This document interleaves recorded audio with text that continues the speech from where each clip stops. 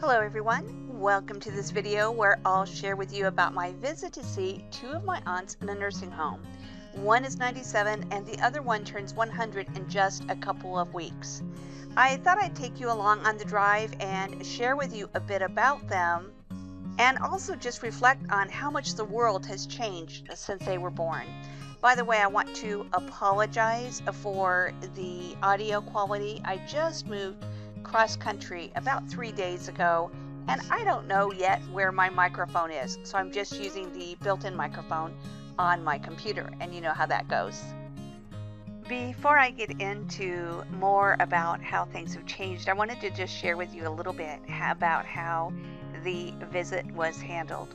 When my mom and I arrived, and this is a picture of my mom, we were checked in, we had our temperature taken, and we were asked the typical health questions, health screening questions, and we were also given PPE. You can see that she has like a hospital type gown on, a mask, and some gloves as well.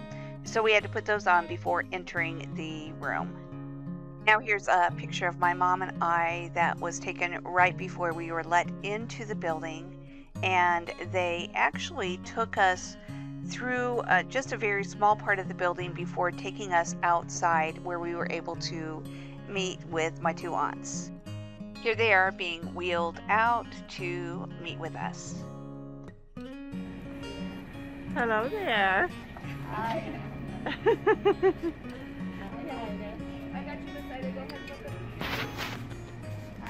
Hello. So good to see I know, it's good to see you too.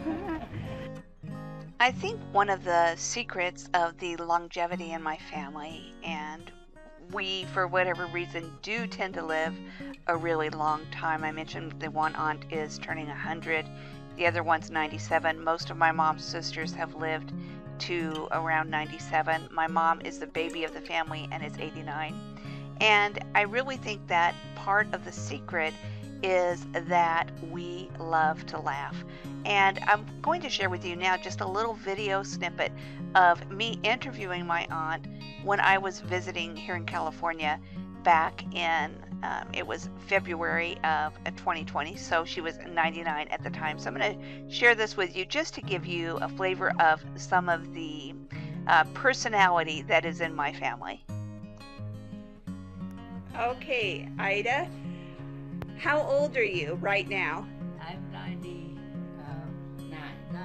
99. Wow. And in those 99 years, you've had a lot of interesting things happen. Yes, I have. Yeah. So my mom's saying to tell the story of when she said to turn here. Yes. I don't know what that story is, but could you tell me about it? All right. Betty and I was going out for a little drive, and when we came to this place that you're not supposed to turn because it's down the hill, like, Yeah. you know. And she said, well, turn here, you know. I did. Went right down over the place. No wonder we hadn't turned over.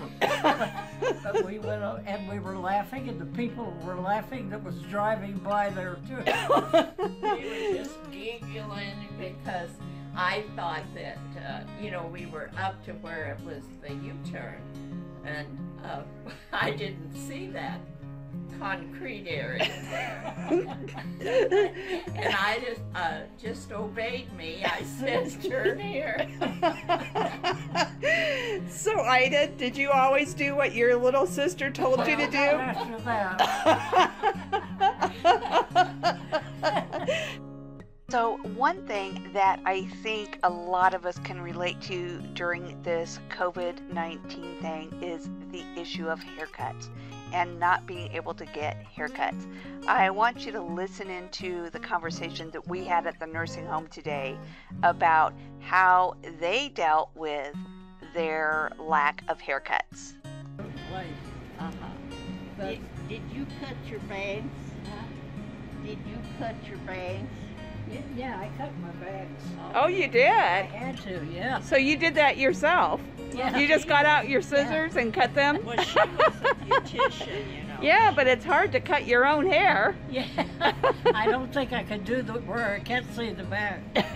I could kind of do Alice a little bit if I had the tools. Yeah, yeah. But, you know, the back part of it. I know my bangs are too long to have them down. Huh? My bangs are too long to be down. Yeah. So cutting your own hair, that's been the secret to that's your beauty secret, to cut your own hair. Yeah. I just combed them all down, you know, and then cut them off. Yeah. So now I think it's maybe time to go ahead and get into some of the things that have changed in the last 100 years, what life was like, especially for women in 1920. Now first is my Aunt Ida. She is the one that is turning 100 in a couple of weeks. If you do the math, it's obvious she was born in 1920. So just for fun, I decided to look up what the world was like in 1920.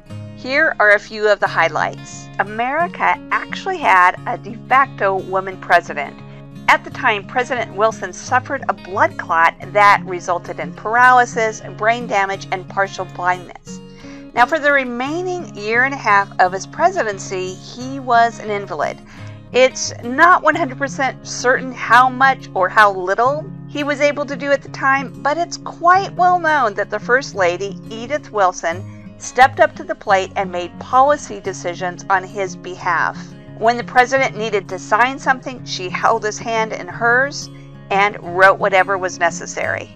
This is especially interesting when you consider that it was also in 1920 that women gained the right to vote. Now, there had been a lot that had happened with women's suffrage before that, but 1920 was a really significant year regarding women's right to vote. Believe it or not, there was also a massive terrorist attack. This happened on September 16, 1920, and a horse-drawn carriage cart that had a massive improvised explosive was designated on the busiest corner on Wall Street. At the time, this was by far the worst terrorist attack that had ever happened before, and in fact, it remained the worst terrorist attack until the Oklahoma City bombing in 1995. Now, there were a lot of other things that happened as well, but those are the most significant things, as far as I'm concerned, that happened during that time period, and it's especially amazing to think about the fact that women didn't even have the right to vote up to that point. Well, I hope that you enjoyed this little glimpse into my family and the scenery along the way. One thing I want to encourage you to do is to capture the stories of your loved ones, especially those who are older, before it's too late. I haven't really done a great job of that, and I wish I had recorded more stories because, as you can tell, it's great to look back on things, laugh, and enjoy things, and even to talk about and embrace the hard things that have happened in life. Because once those people have passed away, if we haven't heard their stories, the opportunity to hear them is gone. So take the time to do that. And now I'm just going to leave you with the rest of my drive, and I hope that you enjoy the scenery and that it fills you with joy and peace.